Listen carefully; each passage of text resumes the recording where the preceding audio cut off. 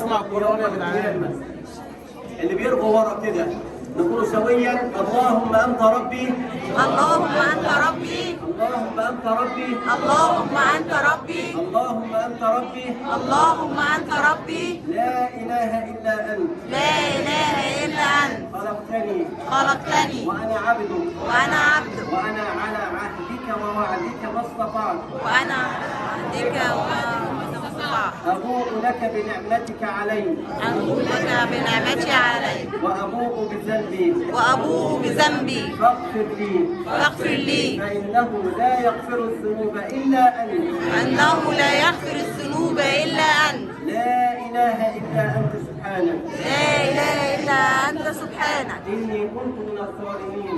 إني كنت من الظالمين. سبتوا الحمد لله. خلوا العريس يفرح بقى. فيقول النبي صلى الله عليه وسلم لولي العروس، فيقول في حقه: إذا جاءكم من ترضون دينه وخلقه فزوجوه، إلا تفعلوا تكن فتنة في الأرض وفساد عريض. ويقول الصادق المصدوق: تنكح المرأة لأربع: لمالها ولجمالها ولحسبها ولدينها، فاظفر بذات الدين تربت يداك.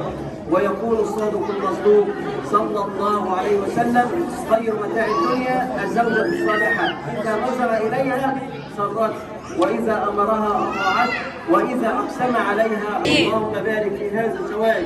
آمين. اللهم ارزقهم الذرية الحسنة يا أرحم الراحمين. آمين. اللهم أخرج من أصلابهم من يوحده. آمين. اللهم أخرج من أصلابهم من يوحده. آمين. اللهم بارك لهما وبارك عليهما واجمع بينهما في خير ارحم الراحمين. آمين. اللهم صب عليهم الخير صبا. آمين. اللهم لا تجعل عيشهم نكدا ولا كدا. اللهم زوج من لم يتزوج. آمين. تنكد على زوجها. آمين.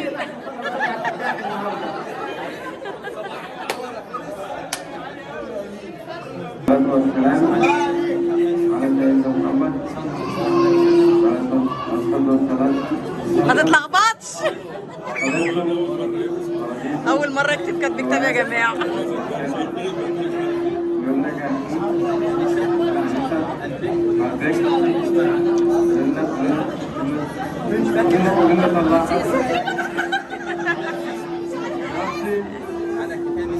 نسي اسمها يا جدعان.